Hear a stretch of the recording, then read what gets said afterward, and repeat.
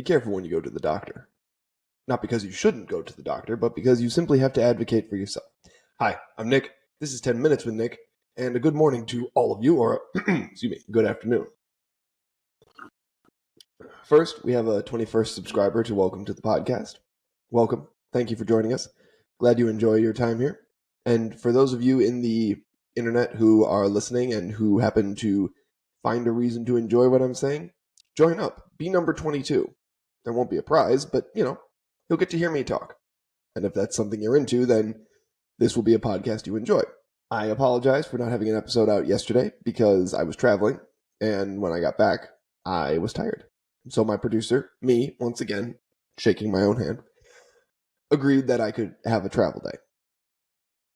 Anyways, we're talking about advocating for yourself at the doctors again. We've talked about this in an earlier podcast, but the reason I'm bringing it up today is because last night I read an article about something called medical gaslighting. Medical gaslighting, for those of you who don't like it when I stumble over my words. Now, gaslighting is itself a psychological term that involves discrediting a credible opinion to the point of self-doubt.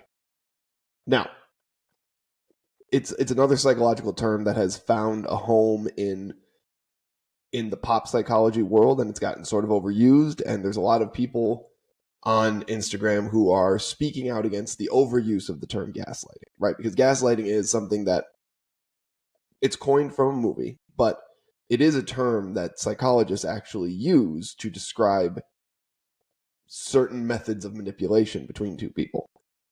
And that manipulation has to reach a certain level before it is considered, significant.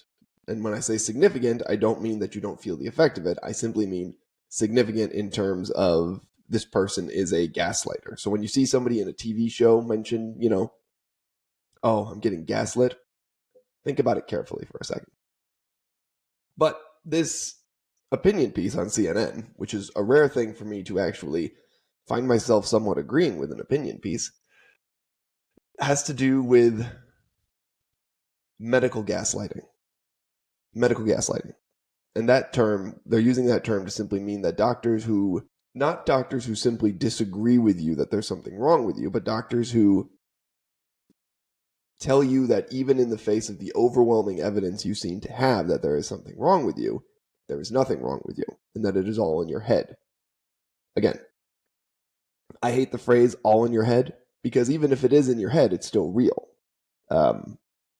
If you're hallucinating something, no, the hallucination is not happening in the real world, but that doesn't mean it's any less unreal or terrifying.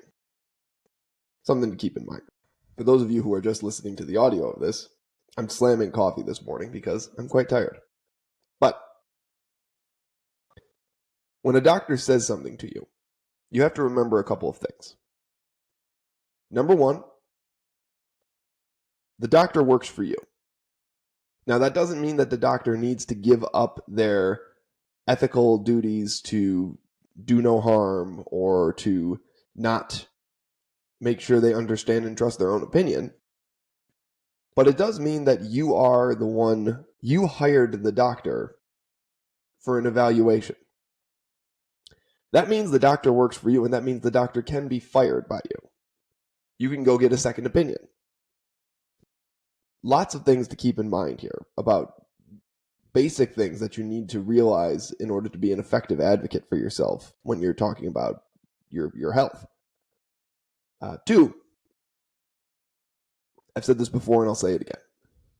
There is very little medicine as good and as effective as a strong workout program and as a good diet.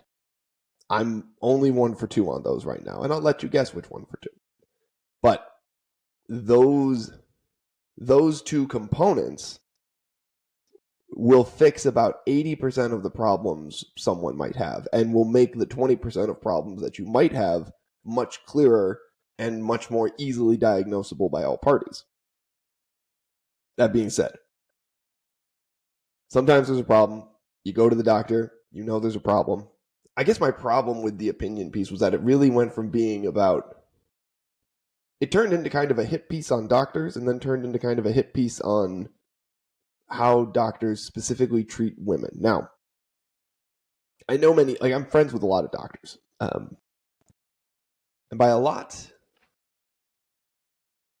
at least 10, which for me is a lot. I don't have many friends. It's a lot of my group of friends to have almost 10 doctor friends. And I have lots of friends who've, studied engineering and biomedical engineering and whatnot, specifically biomedical engineering, not just like a mechanical engineer is the same thing as a doctor. It's not. But this idea that statistically speaking, the medical profession is incredibly, gets it wrong more than it gets it right. God, I hope not. Now, there's certainly some things that we know to be true about the medical profession. We know that because of the kind of safety mechanisms built into the medical profession, a lot of things in medicine don't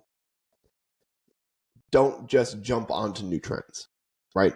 Like gluten being a big thing for people. Medicine didn't widely accept gluten as a potential allergy, even though I know, and you probably know plenty of people who actually do have celiacs, which raises the interesting question. But back to our medical gaslighting. When you walk into a doctor's office, if you truly believe that there is something wrong with you, you do need to spend a little time trying to suss out where the symptoms are.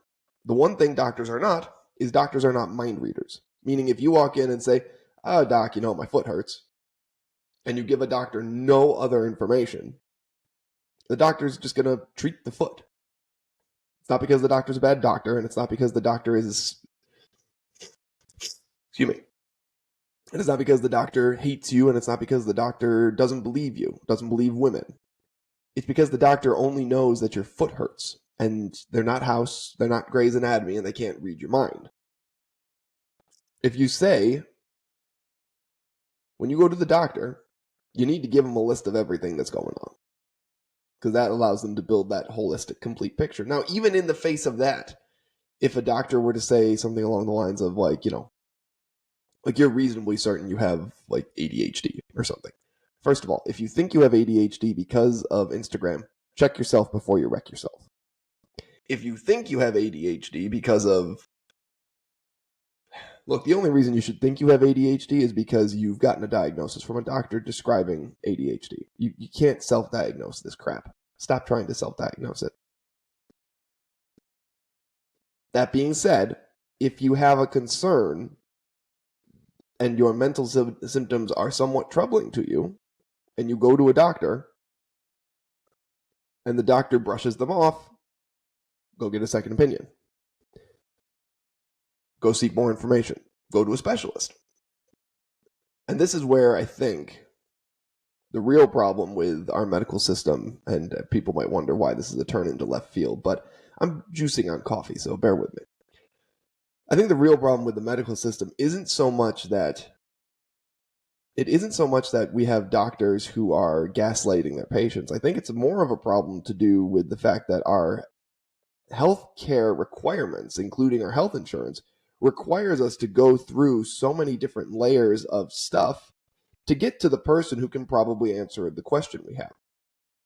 Your general practitioner is not trained to answer specific questions about like ADHD or ADD. He or she may not even be able to effectively diagnose such a problem, and that's okay. They're a general practitioner. They're there for 90% of your problems. It's that 10% of specialist problems that there are specialists for. But if you have to go see your general practitioner and the general practitioner has to sign off before you can go to the specialist, the general practitioner may not see a problem. And if you can't completely and fully articulate it, say if you have the executive dysfunction problems noted in ADHD, the general practitioner may not see a reason to sign off on sending you to the specialist. And even if the general practitioner signs off, we get back to the problems of health insurance. And health insurance company may say, you seem to be okay. I don't know that this is a necessary medical procedure. We'll talk about the health insurance structure in the United States as compared to other countries and maybe why some people like that system and some people like our system. And I think there should be a happy medium. But anyways, go to the doctor. Tell the doctor what's going on. Never assume someone is gaslighting you, but just advocate for yourself. You don't have to say, I'm being gaslit. The doctor could just be wrong. And that's okay. It's okay for doctors to be wrong. It doesn't mean they're a bad person. It doesn't mean they're a bad doctor. It means they made a mistake. It means they're human. So, all that being said, that was my ramble. If you liked it, like and subscribe. If you didn't like it, leave a comment. If you did like it, leave a comment. I respond to comments. Just ask our 21st subscriber. I sent him a nice note. I don't know if it was a nice note. I was pretty tired when I wrote it. But at least it wasn't snarky. I'm Nick. This is 10 Minutes with Nick. Have a great day.